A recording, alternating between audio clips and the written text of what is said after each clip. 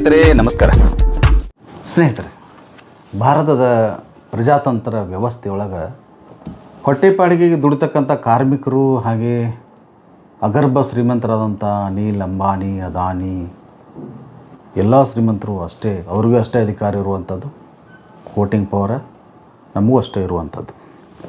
ಇದೆಲ್ಲ ಸಂವಿಧಾನ ನಡೆಯೊಳಗೆ ಎಲ್ಲರೂ ಬರುವಂಥದ್ದು ಸಮಾನರೇ ಅನ್ನುವಂಥದ್ದು. ಇದು ಚುನಾವಣೆ ವಿಷಯಕ್ಕೆ ಮಾತ್ರ, ಮತ್ತು ಬೇರೆ ವಿಷಯಕ್ಕಲ್ಲ ಸ್ನೇಹಿತರೆ. ಹೀಗಾಗಿ ಪ್ರತಿಯೊಬ್ಬ ನಾಗರಿಕನೂ ಕೂಡ ಯಾವುದೇ ಚುನಾವಣೆಗಳಲ್ಲಿ ಯಾವುದೇ ಕೆಲಸಗಳನ್ನ ಸ್ವತಂತ್ರವಾಗಿ ಮಾಡ್ಬೋದು, ಅದು ಅವನ ಹಕ್ಕು. ಯಾವುದೇ ಎಲೆಕ್ಷನ್ದಾಗ ನಿಂದಿರ್ಬೋದು, ಸೋಲ್ಬೋದು, ಗೆಲ್ಬೋದು, ಅದು ಅವನ ಚಾಯ್ಸ್. ಇದೆಲ್ಲ ಸಂವಿಧಾನ ನಮಗೆ ಕೊಟ್ಟಿರ್ತಕ್ಕಂಥ ಹಕ್ಕು. ಹಾಗೆ ಪ್ರಜಾಪ್ರಭುತ್ವದ ಹಿರಿಮೂ ಹೌದು, ಗರಿಮೆಯೂ ಹೌದು. ಹೌದು, ಇದನ್ನೆಲ್ಲ ಯಾಕೆ ಹೇಳತ್ತೀರಿ ಬಸವರಾಜ್ ಅಂತೇಳಿ ನೀವು ಕೇಳ್ಬೋದು. ಇದೆಲ್ಲ ಗೊತ್ತಿದ್ದದ್ದಲ್ಲ. ಸಣ್ಣ 5ನೇತೆಯಿಂದ ಸ್ಟಾರ್ಟ್ ಆಗಿರ್ತೈತೆ ನಮ್ಮ ಸಮಾಜ ವಿಜ್ಞಾನದಾಗ. ಎಲ್ಲಿವರೆಗೆ ಕಲ್ಕೋತ ಬಂದೀವಿ, ಯಾರು ಹೇಳಿದ್ರು ಅದನ್ನ ಕೇಳೋದು, ಎಲ್ಲಿ ನೋಡ್ರು ಬರೀ ಅದೇ ವಿಷಯ ರಿಪೀಟೆಡ್ ಆಗ್ತಿರ್ತಾವೆ. ಇದನ್ನೇ ಕೇಳತ್ತೀರಿ ಅಂತ ನೀವು ಕೇಳ್ಬೋದು. ವಿಷಯ ಅಲ್ಲೇ ಇದೆ. ಆ ವಿಷಯದ ಬಗ್ಗೆನ ಗಮನ ಸೆಳ್ತೀನಿ. ನಾನು ಸ್ಕಿಪ್ ಮಾಡದೆ ಈ ವಿಡಿಯೋನ ಕಂಪ್ಲೀಟಾಗಿ ನೋಡಿ ಸ್ನೇಹಿತರೆ. ರಾಜ್ಯದ 2ನೇ ದೊಡ್ಡ ಜಿಲ್ಲೆಯಾಗಿರ್ತಕ್ಕಂಥ ಬೆಳಗಾವಿ ಜಿಲ್ಲೆಯಲ್ಲಿ ಈಗ ಚುನಾವಣೆಯ ಜೋರಾಗಿರ್ತಕ್ಕಂಥ ಹಾಟ್ ಟಾಪಿಕ್ ಅಂದರೆ ಚುನಾವಣೆನ. ಯಾಕಂದರೆ ಯಾರು ನಿಲ್ಲಿಸ್ಬೇಕು, ಯಾರಿಗೆ ಟಿಕೆಟ್ ಕೊಡಿಸ್ಬೇಕು, ಯಾರು ಟಿಕೆಟ್ ತೊಗೋತಾರೋ, ಯಾರನ್ನ ಹೆಂಗೆ ಹೊಡಿಬೇಕು, ನಾವು ಹೆಂಗೆ ಓವರ್ಟೇಕ್ ಮಾಡಿ ಟಿಕೆಟ್ ತೊಗೋಬೇಕು ಅನ್ನುವ ಜಾಲ ತಂತ್ರ ಈಗೆಲ್ಲ ಜೋರಾಗಿರುವಂಥದ್ದು. ಆದರೂ ಅಭ್ಯರ್ಥಿ ಆಗಲಿಕ್ಕೆ ತಾ ಮುಂದೆ ಅಂತೇಳಿ ಮುಂದಾಗ್ತಾ ಇದ್ದಾರೆ. ಅದು BJP ಪಕ್ಷದಿಂದಾಗಿರ್ಬೋದು, ಕಾಂಗ್ರೆಸ್ ಪಕ್ಷದಿಂದಾಗಿರ್ಬೋದು. ಒಟ್ಟಿನಲ್ಲಿ ಟಿಕೆಟ್ ಬೇಕು, ನಾವು ಸ್ಪರ್ಧೆ ಮಾಡಬೇಕು, ಚುನಾವಣೆ ಒಳಗೆ ಇಳಿಬೇಕು ಅನ್ನುವಂಥ ಹಠ, ಅನ್ನುವಂಥ ತುಡಿತ ಭಾಳ ಮಂದಿಗೆ ಇರುವಂಥದ್ದು. ಅವರೆಲ್ಲ ಚುನಾವಣೆಗೆ ಸ್ಪರ್ಧಿಸುವ ಉಮೇದಿಯೊಳಗೆ ಜೋರಾಗಿರುವಂಥದ್ದು ಸ್ನೇಹಿತರೆ. ಬೆಳಗಾವಿ ಲೋಕಸಭಾ ಕ್ಷೇತ್ರವನ್ನು ಗೆಲ್ಲಲೇಬೇಕೆಂದು ತೀರ್ಮಾನ ಮಾಡಿರ್ತಕ್ಕಂಥ ಕಾಂಗ್ರೆಸ್ ಪಕ್ಷದ ಹೈಕಮಾಂಡ ಇಲ್ಲಿ ಯಾರು ಅಭ್ಯರ್ಥಿ ಆದ್ರೆ ಚಲೋ, ಏನಿಲ್ಲ, ಹೋದ ಸಲ ಕೇವಲ 5,000 ಮತಗಳಿಂದ ಸೋತಿರ್ತಕ್ಕಂಥ ಹಾಲಿ ಉಸ್ತುವಾರಿ ಸಚಿವರಾಗಿರ್ತಕ್ಕಂಥ ಸತೀಶ್ ಜಾರಕಿಹೊಳಿ ಅವರೇ ಯೋಗ್ಯ ಅಭ್ಯರ್ಥಿ ಹಾಕೋರು, ಅವರಾದ್ರೆ ಗೆಲ್ಲೋದು ಭಾಳ ಈಜಿ ಅಂತೇಳಿ ತಿಳ್ಕೊಂಡು ಹೈಕಮಾಂಡ ಇವ್ರನ್ನ ಅಭ್ಯರ್ಥಿ ಮಾಡಲಿಕ್ಕೆ ತೀರ್ಮಾನ ಮಾಡಿರುವಂತೆ ಕಾಣ್ತಾ ಇರುವಂಥದ್ದು ಸ್ನೇಹಿತರೆ. ಅದಕ್ಕೆಲ್ಲ ಸತೀಶ್ ಜಾರಕಿಹೊಳಿ ಅವರು ಒಪ್ಕೊಂಡಿಲ್ಲ. ಅವರ ಕಾರ್ಯಕರ್ತರ ಕಡೆಯಿಂದ ಹೇಳಿಸಿದಾರು, ಅವ್ರು ಇಲ್ಲೇ ಇರಲಿ, ಈ ರಾಜ್ಯ ಅಭಿವೃದ್ಧಿ ಆಗಬೇಕಾಗಿತ್ತು ಅಂತೇಳಿ ಅವ್ರ ಹಿಂಬಾಲಕರು, ಅವ್ರ ಕಾರ್ಯಕರ್ತರು ಅಲ್ಲಲ್ಲೇ ಪ್ರೆಸ್ ಮೀಟ್ ಮಾಡಲಿ ಹೇಳ್ತಾ ಇರುವಂಥದ್ದನ್ನು ನೀವೆಲ್ಲ ನೋಡಿರ್ತೀರಿ. ಹೈಕಮಾಂಡ್ ಮಾತ್ರ ಸತೀಶ್ ಜಾರಕಿಹೊಳಿ ಅಭ್ಯರ್ಥಿ ಅಂತೇಳಿ ಪ್ಯಾನೆಲ್ ಮಾಡಿರುವಾಗ ಇವ್ರು ಮಾತ್ರ ಸರ್ಕಾರಿ ನೌಕರರನ್ನು ನಿಲ್ಲಿಸೋ ವಿಚಾರ ಮಾಡಕತ್ತಾರ. ಅವ್ರು ನಾವು ಗೆಲ್ಲಿಸ್ತಿರ್ತೀವಿ ಅಂಥೇಳಿ ಹೈಕಮಾಂಡ್ಗೆ ಆಶ್ವಾಸನೆಯೂ ಕೊಡ್ತಾ ಇದ್ದಾರೆ ಸ್ನೇಹಿತರೆ. ಸರ್ಕಾರಿ ನೌಕರ ಆದರೆ ಏನಾತ್ರಿ ಸರ್, ಸರ್ಕಾರಿ ನೌಕರೇನು ಇಲೆಕ್ಷನ್ ನಿಂದಿರಬಾರ್ದು ಅಂತ ಐತೇನು ಅಂತ ನೀವು ಪ್ರಶ್ನೆ ಕೇಳ್ಬೋದು. ಹೌದು, ಸರ್ಕಾರಿ ನೌಕರನು ಇಂದು ಇಲೆಕ್ಷನ್ ನಿಂದಿರ್ಬೋದು. ನಮ್ಮ ರಾಜ್ಯದಲ್ಲಿ ಸಾಕಷ್ಟು ಜನ ಸರ್ಕಾರಿ ನೌಕರು ರಿಟೈರ್ಡ್ ಆದ ಕೂಡಲೇ ಇಲೆಕ್ಷನ್ ನಿಂತಿದ್ದಾರೆ. ಹಾಗೆ ನೌಕರಿ ಇದ್ದಾಗೂ ರಾಜೀನಾಮೆಗೆ VRS ತೊಗೊಂಡು ರಾಜೀನಾಮೆ ನೀಡಿ ಇಲೆಕ್ಷನ್ ನಿಂತು ಗೆದ್ದು ಮಂತ್ರಿನೂ ಆಗ್ಯಾರ. ಸರ್ಕಾರಿ ನೌಕರು ಕೂಡ ಇಲೆಕ್ಷನ್ದಾಗ ನಿಂದಿರುವಂಥದ್ದು ಸ್ನೇಹಿತರೆ. ಆದರೆ ಇಲ್ಲೊಂದು ಟ್ವಿಸ್ಟ್ ಐತೆ. ಏನಂದ್ರೆ ಸರ್ಕಾರಿ ನೌಕರೊಬ್ಬ ಇಲೆಕ್ಷನ್ ನಿಂದಿರ್ಬೇಕಂದ್ರೆ ರೂಲ್ಸ್ ಆರ್ ರೆಗ್ಯುಲೇಷನ್ ಫಾಲೋ ಮಾಡ್ಬೇಕಾಕತಿ. ಮತ್ತು ಆತ ನಿಲ್ಬೇಕಂದ್ರೆ ಮೊದಲು ನೌಕರಿಗೆ ರಾಜೀನಾಮೆ ಕೊಡಬೇಕಾಕತಿ. ಅದಾದ ನಂತರ ಸ್ವತಂತ್ರ ಎಲ್ಲಿ ಬೇಕಾಲ್ಲಿ ನಿಂದಿರ್ಬೋದು. ಅವ್ನು ನಿಂದಿರೋದನ್ನು ಯಾವ ಭ್ರಮ್ ಬಂದರೂ ಅವನ್ನ ತಡೆಯೋಕೆ ಆಗೋದಿಲ್ಲ ಅಂತ ಹೇಳ್ಬೋದು ಸ್ನೇಹಿತರೆ. KCSR ರೂಲ್ಸ್ ಪ್ರಕಾರ ಒಬ್ಬ ನೌಕರ ರಾಜಕೀಯ ಪಕ್ಷಗಳ ಜೊತೆ ಗುರುತಿಸ್ಕೊಳ್ಳೋದು ಅಪರಾಧ. ಅಂಥದ್ರೊಳಗೆ ಒಂದು ರಾಜಕೀಯ ಪಕ್ಷದಿಂದ ಒಬ್ಬ ಸರ್ಕಾರಿ ನೌಕರಾಗಿದ್ದುಕೊಂಡು ಒಂದು ರಾಜಕೀಯ ಪಕ್ಷದ ಟಿಕೆಟ್ ಕೇಳಿ ಆದಾಯ ಟಿಕೆಟನ್ನು ಸ್ಪರ್ಧಿಸಿ ಗೆಲ್ತಾನಂತೇಳಿ ಆಶ್ವಾಸನೆ ಕೊಡೋದಂದ್ರೆ ಏನು ಸಾಮಾನ್ಯನ್ರಿ? ಅದೊಂದು ದೊಡ್ಡ ಅಪರಾಧ ಅಂತ ಹೇಳ್ಬೋದು. ಹಾಗಾದ್ರೆ ಯಾರು ಆ ನೌಕರರು, ಎಲ್ಲಿ ಕೆಲಸ ಮಾಡಕತ್ತಾನು, ಏನು ಕತೆ ಅಂತ ಹೇಳೋದಾದರೆ ಆ ವ್ಯಕ್ತಿ ಬೇರೆ ಯಾರೂ ಅಲ್ಲ. ಕರ್ನಾಟಕ ಸರ್ಕಾರದ KCSR ರೂಲ್ಸನ್ನು ರಾಜಾರೋಷವಾಗಿ ಸಡ್ಡು ಹೊಡೆದು ಧಿಕ್ಕರಿಸಿ ಬೆಳಗಾವಿ ನಗರದ ಕೆರೆ ಬಾಜುಕಿರ್ತಕ್ಕಂಥ BHS ಅಂದರೆ ಲೇಕ್ಯೂ ಆಸ್ಪತ್ರೆಯ ಡೈರೆಕ್ಟರ್ ಹಾಗೂ ಕನ್ಸಲ್ಟ್ ವೈದ್ಯರಾಗಿರ್ತಕ್ಕಂಥ ಡಾಕ್ಟರ್ ಗಿರೀಶ್ ಸೋನಾಲ್ಕರ್ ಅವರೇ ಸರ್ಕಾರಿ ನೌಕರ ಅಂದ್ರೆ ನೀವು ನಂಬಬೇಕು. ಆಶ್ಚರ್ಯ ಆತನ್ರಿ? ಹೌದು, ಆಶ್ಚರ್ಯ ಆಗಿರಲೇಬೇಕು. ಯಾಕಂದ್ರೆ ಅವ್ರನ್ನ ನೀವು ಎಲ್ಲೂ ನೋಡಿರಂಗಿಲ್ಲ ಸರ್ಕಾರಿ ನೌಕರ ಅಂತ, ಎಲ್ಲೂ ಅವ್ರು ಫೋಕಸ್ಸೂ ಆಗಿಲ್ಲ. ಅವರ ಖಾಸಗಿ ವೈದ್ಯರು ಅಂತೇಳಿ ಫೋಕಸ್ ಆಗ್ಯಾರು, ಹಾಗೆ ರಾಜಕಾರಣಿ ಅಂತೇಳಿ ಫೋಕಸ್ ಆಗ್ಯಾರ. ಬಟ್ ಸರ್ಕಾರಿ ನೌಕರ ಇದ್ದದನ್ನು ಮಾತ್ರ ಅವ್ರು ಹೈಡ್ ಆಗಿಟ್ಟಿದ್ದಾರೆ, ಮುಚ್ಚಿಟ್ಟಿದ್ದಾರೆ. ಸತೀಶ್ ಜಾರಕಿಹೊಳಿ ಹೆಸರಿಸಿದಂಥ ಕ್ಯಾಂಡಿಡೇಟ್ ಕೂಡ ಇವರೇ, ಹಾಗೆ ಸರ್ಕಾರಿ ನೌಕರ ಕೂಡ ಇವರೇ. ಇದು ಹೆಂಗೆ ಸಾಧ್ಯ ಅಂತ ನಿಮ್ಮಲ್ಲಿ ಪ್ರಶ್ನೆ ಹೇಳ್ಬೋದು. ಇವರು ಅರಬಾವಿ ಶಾಸಕರಾಗಿರ್ತಕ್ಕಂಥ ಬಾಲಚಂದ್ರ ಜಾರಕಿಹೊಳಿ ಅವರ ಕಟ್ಟ ಬೆಂಬಲಿಗರು. ಅವರ ಆಪ್ತ ವಲಯದಲ್ಲಿ ಗುರುತಿಸ್ಕೊಂಡಂಥವ್ರು. ಮೂಡ್ಲಿಗೆ ಅವರ ಇವರು ಲೇಖಿ ಆಸ್ಪತ್ರೆದಾಗ ಡಾಕ್ಟರ್ ಅಂತ ನೋಡಿದ್ದೀವಿ, ಇವರೇ ಸರ್ಕಾರಿ ನೌಕರ ಆದರು ಅಂತೇಳಿ ನಿಮ್ಮ ಪ್ರಶ್ನೆ ಹೇಳ್ಬೋದು. ಅವ್ರದ್ದೇ ಆದಂಥ ಲೇಖಿ ಆಸ್ಪತ್ರೆ ದಿನದ 24 ತಾಸು ಇವ್ರ ಟ್ರೀಟ್ಮೆಂಟ್ ಕೊಡೋಕೆ ಲಭ್ಯ ಇರುವಾಗ ಇವ್ರು ಯಾವ ಸರ್ಕಾರಿ ನೌಕರ ಮಾಡ್ತಾರೋ ಅಂಥೇಳಿ ನೀವು ಪ್ರಶ್ನೆ ಎತ್ಬೋದು. ಸ್ವಾಭಾವಿಕನೇ ಈ ಪ್ರಶ್ನೆ. ಈ ಸುದ್ದಿ ನನಗೂ ಕೂಡ ಆಶ್ಚರ್ಯನ ಸ್ನೇಹಿತರೆ. ಯಾಕಂದರೆ ಅವರು ಸರ್ಕಾರಿ ನೌಕರಾಗಿದ್ದು ನನಗೂ ಗೊತ್ತಿರಲಿಲ್ಲ. ಈಗ 2.5 ತಿಂಗಳ ಹಿಂದೆ ಅವ್ರಿಗೊಂದು ನಾನು ಫೋನ್ ಮಾಡಿದ್ದೆ. ಫೋನ್ ಮಾಡಿದಾಗ ಕೇಳಿದ್ರು, ಕಾಂಗ್ರೆಸ್ ಪಕ್ಷದಾಗ ಡಾಕ್ಟ್ರ ನಿಮ್ಮ ಹೆಸರು ಕೇಳಿ ಬರೋಕತ್ತೈತಿ, ಏನು ಸಮಾಚಾರ, ಏನೇನು ನಡೆದೈತಿ, ಏನು ನೀವು ಬಿ ಜೆ ಪಿಯಿಂದ ಯಾವಾಗ ಕಾಂಗ್ರೆಸ್ಗೆ ಬಂದ್ರಿ ಅಂತೇಳಿ ಕೇಳಿದೆ ನಾವು. ಆವಾಗ ಅವ್ರು ಹೇಳಿದರು, ಇಲ್ಲರಿ ನನಗೂ ಒಬ್ರು ಯಾರೋ ಕೇಳಿದ್ರು ನೀವು ಕಾಂಗ್ರೆಸ್ಸಿಂದ ಕ್ಯಾಂಡಿಡೇಟ್ ಹಾಕಿರಂತಲ್ಲ ಅಂತೇಳಿ. ನಾನು ಬಿ ಜೆ ಪಿ ಪಕ್ಷದಾಗಿದ್ದಾಗ ಬಿ ಜೆ ಪಿ ಪಕ್ಷದ ಟಿಕೆಟ್ ಕೇಳತ್ತನು ಅಂತಂದ್ರೆ ಕಾಂಗ್ರೆಸ್ ಪಕ್ಷದ ಟಿಕೆಟ್ ಕೇಳತ್ತನಂದ್ರೆ ಏನು ಹೇಳೋದು? ಅವರು ಆಶ್ಚರ್ಯ ವ್ಯಕ್ತಪಡಿಸಿದರು. ಸೋನಾಲ್ಕರು ಬಿ ಜೆ ಪಿ ಜೋಡಿ ಗುರುತಿಸ್ಕೊಂಡಿದ್ದು ನಿಜ ಸ್ನೇಹಿತರೆ. ಯಾಕಂದರೆ ಈ ಹಿಂದೆ ಸಂಸದರಾಗಿರ್ತಕ್ಕಂಥ ಸುರೇಶ್ ಅಂಗಡಿ ಅವರು ಅಕಾಲಿಕವಾಗಿ ದಿವಂಗತರಾದಾಗ ಖಾಲಿಯಾದ ಆ ಜಾಗಕ್ಕೆ ಸ್ಪರ್ಧೆ ಮಾಡಲಿಕ್ಕೆ ಬಿ ಜೆ ಪಿಯಿಂದ ಪಕ್ಷದ ಟಿಕೆಟ್ ತೆಗೊಳ್ಳಿ ಇವರು ಸಾಕಷ್ಟು ಪ್ರಯತ್ನ ಮಾಡಿದರು ಸ್ನೇಹಿತರೆ. ಅದಕ್ಕೆ ಇವರು ಗುರು ಆಗಿರ್ತಕ್ಕಂಥ ಶಾಸಕರಾಗಿರ್ತಕ್ಕಂಥ ಬಾಲಚಂದ್ರ ಜಾರಕಿಹೊಳಿ ಅವರು ಕೂಡ ನಿಮಗೆ ಕೊಡಿಸ್ತೀನಿ ಡಾಕ್ಟ್ರ ಅಂತೇಳಿ ಅವರು ಹೇಳಿದ್ರಂತ. ಅದನ್ನು ಇವರು ನಂಬ್ಕೊಂಡಿದ್ರಂತ. ಆದರೆ ಗಿರೀಶ್ ಸೋನಾಲ್ಕರ್ ಅವ್ರ ದುರ್ದೈವ, ಅವತ್ತಿನ ದಿವಸ ಆ ಟಿಕೆಟ ಸಂಸದರಾಗಿದ್ದಂಥ ದಿವಂಗತ ಸುರೇಶ್ ಅಂಗಡಿಯವರ ಪತ್ನಿ ಮಂಗಲಾ ಅಂಗಡಿಯವರಿಗೆ ಸಿಕ್ಕಿತ್ತು. ಅವರು ಆ ಎಲೆಕ್ಷನ್ದಾಗ ಗೆದ್ದರು ಕೂಡ. ಕಳೆದ ಮೇ ತಿಂಗಳಲ್ಲಿ ನಡೆದಂಥ ವಿಧಾನಸಭಾ ಚುನಾವಣೆಯ ಸಮಯದಲ್ಲಿ ಇವರು ಬಿ ಜೆ ಪಿ ಪಕ್ಷದ ಟಿಕೆಟನ್ನು ಕೇಳಿದರೆ ಎಲ್ಲಿಗೆ ಸ್ಪರ್ಧೆ ಮಾಡಲಿಕ್ಕೆ, ಬೆಳಗಾವಿ ಉತ್ತರ ಮತಕ್ಷೇತ್ರದಿಂದ ಬಿ ಜೆ ಪಿಯಿಂದ ಸ್ಪರ್ಧೆ ಮಾಡಲಿಕ್ಕೆ ಬಿ ಜೆ ಪಿ ಪಕ್ಷದ ಟಿಕೆಟನ್ನು ಇವರು ಕೇಳಿದರು, ಸಾಕಷ್ಟು ಪ್ರಯತ್ನ ಮಾಡಿದರು. ಬಟ್ ಅದು ಇವ್ರಿಗೆ ಆಗಲಿಲ್ಲ. ಅದು ಯಾರಿಗೆ ಆತಂದ್ರೆ ಡಾಕ್ಟರ್ ರವಿ ಪಾಟೀಲ್ ಅಂತ ಅವರು ಖಾಸಗಿ ವೈದ್ಯರಿದ್ದರು, ಅವ್ರಿಗೆ ಆತ. ಅವರು ಸ್ಪರ್ಧೆ ಮಾಡಿದರು, ಸೋತರು. ಆ ಮಾತು ಬೇರೆ. ಈಗ ಕಾಂಗ್ರೆಸ್ ಪಕ್ಷದಲ್ಲಿ ಅವ್ರ ಹೆಸರು ಕೇಳಿ ಬರಾಕತ್ತೈತಿ. ಇದೇ ಹಿನ್ನೆಲೆ ಒಳಗೆ ಮಾನ್ಯ ಮೂಡಲಿಗೆ ಒಳಗೆ ಏನಾಯ್ತಪ್ಪ ಅಂದ್ರೆ ಒಂದು ಶ್ರೀ ವೇಮನ್ ಜಯಂತಿ ಆಯಿತು. ಆ ವೇಮನ್ ಜಯಂತಿ ಕಾರ್ಯಕ್ರಮಕ್ಕೆ ಸಚಿವರಾದಂಥ ಹೆಬ್ಬಾಳ್ಕರ್ ಅವರು ಹೋಗಿದ್ದರು, ಸತೀಶ್ ಜಾರಕಿಹೊಳಿ ಅವರು ಹೋಗಿದ್ದರು. ಆ ಸಮಯದೊಳಗೆ ಹೆಬ್ಬಾಳ್ಕರ್ ಅವರು ಈ ಗಿರೀಶ್ ಸೋನಾಲ್ಕರ್ ಅವ್ರನ್ನ ಅಲ್ಲೇ ವೇದಿಕೆ ಮೇಲೆ ಭಾಳ ಹೊಗಳಿದ್ರು ಅಂತ ಹೇಳುವಂಥದ್ದು. ಯಾಕಂದರೆ ಇವರು ಕರೋನಾ ಟೈಮ್ನಾಗ ಇವರು ಲೇಖಿ ಆಸ್ಪತ್ರೆಯಿಂದ ಭಾಳಷ್ಟು ಜನರಿಗೆ ಹೆಲ್ಪ್ ಮಾಡ್ಯಾರು, ಫ್ರೀಯಾಗಿ ಟ್ರೀಟ್ಮೆಂಟ್ ಕೊಟ್ಟರು ಅಂತ ಹೇಳಿದ್ರು. ಆ ಫ್ರೀಯಾಗಿ ಟ್ರೀಟ್ಮೆಂಟ್ ಯಾರು ತೊಗೊಂಡ್ರು ಏನು ಕತೆ ಗೊತ್ತಾಗಲಿಲ್ಲ. ಆ ಟ್ರೀಟ್ಮೆಂಟ್ ತೆಗೆದುಕೊಂಡಂಥ ಪೇಷಂಟ್ಗಳ ಹೇಳಬೇಕು, ಅದನ್ನು ಅವ್ರು ಏನು ಮಾಡ್ಯಾರೋ ಅವರೇ ಹೇಳಬೇಕು ಸ್ನೇಹಿತರೆ.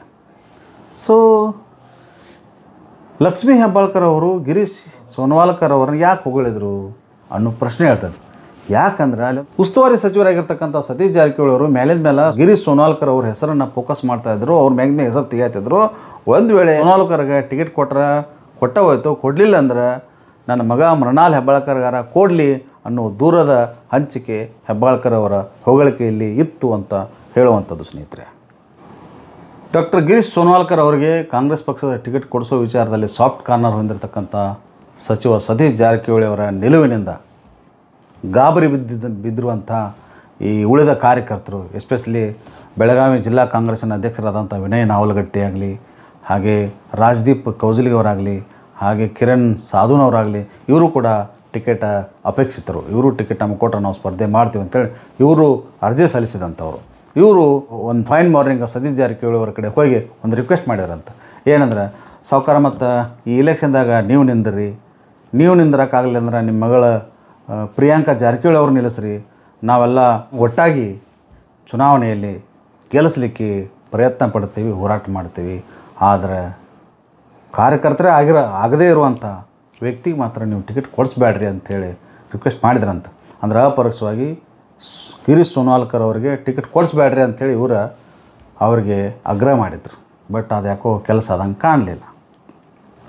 ಬೆಳಗಾವಿ ಪ್ರೆಸ್ದವರೊಬ್ಬರು ಸತೀಶ್ ಜಾರಕಿಹೊಳಿ ಅವ್ರನ್ನ ಕೇಳಿದ್ರು, ಗಿರೀಶ್ ಸೋನವಾಲ್ಕರ್ ಅವ್ರು ಬಿ ಜೆ ಪಿ ಆಗಿದ್ರಲ್ರಿ, ಅವ್ರು ಕಾಂಗ್ರೆಸ್ಸಿಗೆ ಅಧಿಕೃತವಾಗಿ ಬಂದ್ರೇನ್ರಿ ಅಂತ ಕೇಳಿದ್ರು. ಅದಕ್ಕೆ ಅವ್ರು ಹೇಳಿದ್ರು, ಈಗಾಗಲೇ ಅವ್ರು ಅರ್ಜಿ ಸಲ್ಲಿಸ್ಯಾರ, ಟಿಕೆಟ್ ಬೇಕಂತ ಅರ್ಜಿ ಸಲ್ಲಿಸ್ಯಾರ, ಕಾಂಗ್ರೆಸ್ ಪಕ್ಷಕ್ಕೆ ಬಂದಂಗೆ ಅವರ ಇದರಲ್ಲಿ ಏನು ವಿಶೇಷತೆ ಏನಿಲ್ಲ ಅಂಥೇಳಿ ಸೋನವಾಲ್ಕರ್ ಅವ್ರನ್ನ ಸತೀಶ್ ಅವರು ಡಿಫೆಂಡ್ ಮಾಡ್ಕೊಂಡ್ರಂತ. ನಾವು ನಮ್ಮ ಹೆಸರು ಕೊಟ್ಟಿದ್ದೀವಿ, ಅಂತಿಮವಾಗಿ ಹೇಳಿದ್ರೆ ನಿನ್ನೆ ಹೇಳಿದಿಲ್ಲ, ಅದು ನಮ್ಮ ಹೈಕಮಾಂಡ್ ಅವರು ತೀರ್ಮಾನ ಮಾಡೋದು. ಎರಡು ಹೌದು.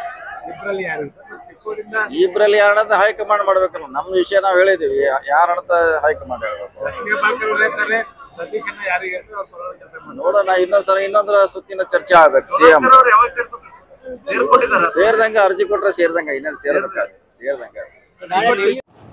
ಇದರ ಜೊತೆಗೆ ಈ ಚುನಾವಣೆಯಲ್ಲಿ ಸ್ಪರ್ಧಿಸೋ ಬಗ್ಗೆ ಬೆಳಗಾವಿ ಜಿಲ್ಲೆಯಿಂದ ಬೆಳಗಾವಿ ಜಿಲ್ಲಾ ಕಾಂಗ್ರೆಸ್ ಜಿಲ್ಲಾ ಘಟಕದವರು ಮೃಣಾಲ್ ಹೆಬ್ಬಾಳ್ಕರ್ ಮತ್ತು ಗಿರೀಶ್ ಸೋನಾಲ್ಕರ್ ಅವರಿಬ್ಬರ ಹೆಸರನ್ನು ಮಾತ್ರ ರೆಕಮೆಂಡ್ ಮಾಡೈತೆ ಅಂಥೇಳಿ ಡೆಕ್ಕನ್ ಹೆರಾಲ್ಡ್ ಪತ್ರಿಕೆಯಲ್ಲಿ ಇವರಿಬ್ಬರದ ಫೋಟೋ ಹಾಕಿ ಆರ್ಟಿಕಲ್ ಕೂಡ ಬಂದಿತ್ತು.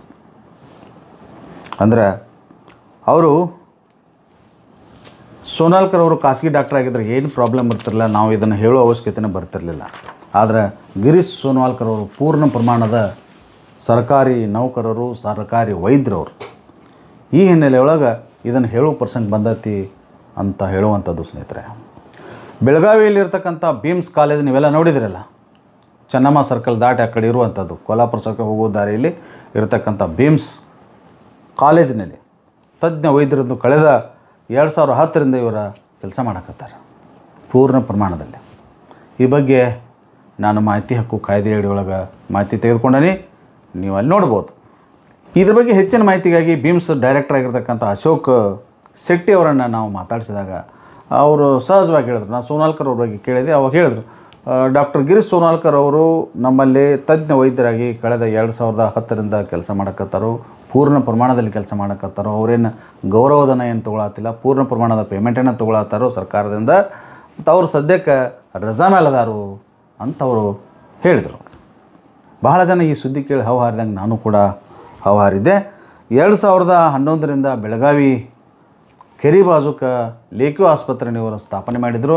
ಆವಾಗ ಇವರು ಪರ್ಮಿಷನ್ ತೊಗೊಂಡಿದ್ರು. ಆ ಪರ್ಮಿಷನ್ ಕಾಪಿ ಕೂಡ ತೋರಿಸ್ತಾ ಇದ್ದೀನಿ, ನೀವು ನೋಡ್ಬೋದು ಸ್ನೇಹಿತರೆ. ಅಲ್ಲಿ 24 ತಾಸು ಕೆಲಸ ಇವ್ರು ಮಾಡ್ತಾ ಇರುವಾಗ, ಅಂದ್ರೆ ಅಲ್ಲೆಲ್ಲ ಪ್ರಾಕ್ಟೀಸ್ ಮಾಡ್ತಾ ಇರಬೇಕಾದ್ರೆ ಇವರು ಬೀಮ್ಸ್ ಹೋಗಿ ಅಲ್ಲಿ ಕೆಲಸ ಮಾಡ್ತಾರೋ. ಹಾಗೆ ಇವೆರಡೂ ನಿಭಾಯಿಸಿಕೊಂಡು ಕಾಂಗ್ರೆಸ್ ಮತ್ತು BJP ಪಕ್ಷದ ಕಾರ್ಯಕರ್ತರಾಗಿ ಯಾವಾಗ ಕೆಲಸ ಮಾಡ್ತಾರೋ, ಪಕ್ಷದ ಕೆಲಸ ಯಾವಾಗ ಮಾಡ್ತಾರೋ ಅನ್ನೋದನ್ನು ಆ ದೇವರೇ ಹೇಳಬೇಕು ಸ್ನೇಹಿತರೆ. ಜಾರಕಿಹೊಳಿ ಸೋದರರಿಗೆ ಬಲು ಬೇಕಾಗಿರ್ತಕ್ಕಂಥ ಈ ಗಿರೀಶ್ ಸೋನಾಲ್ಕರ್ ನೌಕರಿಯಲ್ಲಿ ಇದ್ಕೊಂಡ ಕಾಂಗ್ರೆಸ್ ಪಕ್ಷಕ್ಕೆ ತಮಗೆ ಟಿಕೆಟ್ ಕೊಡಿ ಅಂಥೇಳಿ ಅರ್ಜಿ ಹಾಕಿದ್ದಾರೆ. ಈ ಅರ್ಜಿನ ಇಲ್ಲಿ ನೋಡ್ಬೋದು ಸ್ನೇಹಿತರೆ. ಕಾಂಗ್ರೆಸ್ ಪಕ್ಷಕ್ಕೆ DK ಶಿವಕುಮಾರ್ ಹೆಸರಿನಲ್ಲಿ ಈ ಅರ್ಜಿ ಬರೆದಿರುವಂಥದ್ದು ಸ್ನೇಹಿತರೆ. ಇದಾಗಲೇ ಹೇಳಿದ್ನಲ್ಲ, ಇದು ಪತ್ರಿಕೆಯಲ್ಲಿ ಬಂದಂಥದ್ದು. ಸೋನಾಲ್ಕರ್ ಮತ್ತು ಮೃಣಾಲ್ ಹೆಬ್ಬಾಳ್ಕರ್ ಅವರ ಭಾವಚಿತ್ರನ ಹಾಕಿ ಆರ್ಟಿಕಲ್ ಬರೆದಿರುವಂಥದ್ದು. ಸಚಿವ ಸತೀಶ್ ಜಾರಕಿಹೊಳಿ ಅವರು ಚುನಾವಣೆಯಲ್ಲಿ ಸ್ಪರ್ಧಿಸುವುದರಿಂದ ತಪ್ಪಿಸಿಕೊಳ್ಳಿಕ್ಕೆ ಸರ್ಕಾರಿ ನೌಕರಾಗಿರ್ತಕ್ಕಂಥ ಈ ಗಿರೀಶ್ ಸೋನಾಲ್ಕರ್ ಕಡೆಗೆ ಫೋಕಸ್ ಮಾಡ್ತಾ ಇರೋದನ್ನು ನೋಡಿದ್ರೆ ಖಂಡಿತ ಒಂದು ಪ್ರಶ್ನೆ ಹೇಳ್ತೈತಿ. ಏನಪ್ಪ ಅಂದ್ರೆ, ಕರ್ನಾಟಕ ಸರ್ಕಾರದ KCSR ರೂಲ್ಸು ಬೆಳಗಾವಿ ಜಿಲ್ಲೆಗೆ ಅಪ್ಲೈ ಆಗ್ತಾವೋ ಇಲ್ಲೋ ಅಂತ. ಅದೂ ಕೂಡ ಸರ್ಕಾರದ ಒಂದು ಭಾಗವಾಗಿರ್ತಕ್ಕಂಥ, ಅಂದರೆ ಸಚಿವರಾಗ್ಯಾರಲ್ಲ, ಸಚಿವರು ಕೂಡ ಸರ್ಕಾರದ ಒಂದು ಭಾಗ, ಸರ್ಕಾರ ಒಂದು ಭಾಗವಾಗಿರ್ತಕ್ಕಂಥ ಸಚಿವ ಸತೀಶ್ ಜಾರಕಿಹೊಳಿ ಅವರ ಅರಿವಿಗೆ ಈ ವಿಷಯ ಬಂದಿದೆ ಇಲ್ಲೋ ಅನ್ನೋದು ಸಾರ್ವಜನಿಕರಿಗೆ ತಿಳಿಯುವಂಥ ಕುತೂಹಲ ಅದ. ಅದನ್ನು ಹೇಳಬೇಕು. ಇಲ್ಲ ನಮ್ಮ ಆಡಳಿತದಾಗ ಯಾ KCSR ರೂಲ್ಸ ಇಲ್ಲಿ ಯಾಕೆ ಬರ್ತಾವೆ ಅಂಥೇಳಿ ಯಾವ ಲೆಕ್ಕಕ್ಕಿಲ್ಲ ಅಂತ ಹೇಳ್ತಾರೋ ಅನ್ನೋದನ್ನು ಕೂಡ ಅವರೇ ಹೇಳಬೇಕು. ಯಾಕಂದ್ರೆ ಉತ್ತರದಾಯಿತ್ವ ಸತೀಶ್ ಜಾರಕಿಹೊಳಿ ಅವ್ರ ಮೇಲೆ ಇರುವಂಥದ್ದು ಸ್ನೇಹಿತರೆ.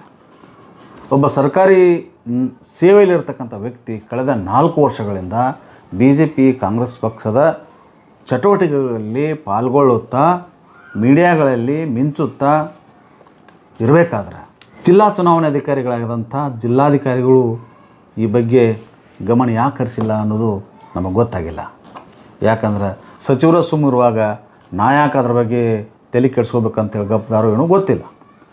ಏನಾದರೂ ಬದಲಾವಣೆ ತರಬೇಕು ಅಂಥೇಳಿ ನಿರ್ಧಾರ ಮಾಡಿ ಆ ದಿಸೆಯಲ್ಲಿ ಕಾರ್ಯಪ್ರವೃತ್ತರಾಗಿರ್ತಕ್ಕಂಥ ಉನ್ನತ ಶಿಕ್ಷಣ ಸಚಿವರಾಗಿರ್ತಕ್ಕಂಥ ಶರಣಪ್ರಕಾಶ್ ಪಾಟೀಲ್ ಅವರು ಈ ಬಗ್ಗೆ ಏನಂತಾರೆ, ಈ ಬಗ್ಗೆ ಕಾನೂನು ಕ್ರಮ ಕೈಗೊಳ್ತಾರೆ ಅಥವಾ ಬೆಳಗಾವಿ ಜಿಲ್ಲೆಯೊಳಗೆ KCSR ರೂಲ್ಸ್ ಬದಲಿ JCSR ರೂಲ್ಸ್ ಏನಾರು ಚಾಲೋ ಅದಾವೇನ, ಆ JCSR ರೂಲ್ಸ್ ಚಾಲೋ ಆದರೆ ನಮ್ಮ KCSR ರೂಲ್ಸ್ಗೆ ಅಲ್ಲೆಲ್ಲಿ ಬೆಲೆ ಐತಿ ಅಂಥೇಳಿ ಅಸಹಾಯಕರಾಗಿ ಮೌನವಾಗಿರ್ತಾರ ಅನ್ನೋದನ್ನು ಮುಂದಿನ ದಿನಮಾನಗಳಲ್ಲಿ ನೋಡೋಣ ಅಂತ ಹೇಳ್ತಾ ಇವತ್ತಿನ ಈ ಸಂಚಿಕೆಗೆ ವಿರಾಮ ಹೇಳ್ತಿದ್ದೀನಿ ಸ್ನೇಹಿತರೆ. ನಮಸ್ಕಾರ.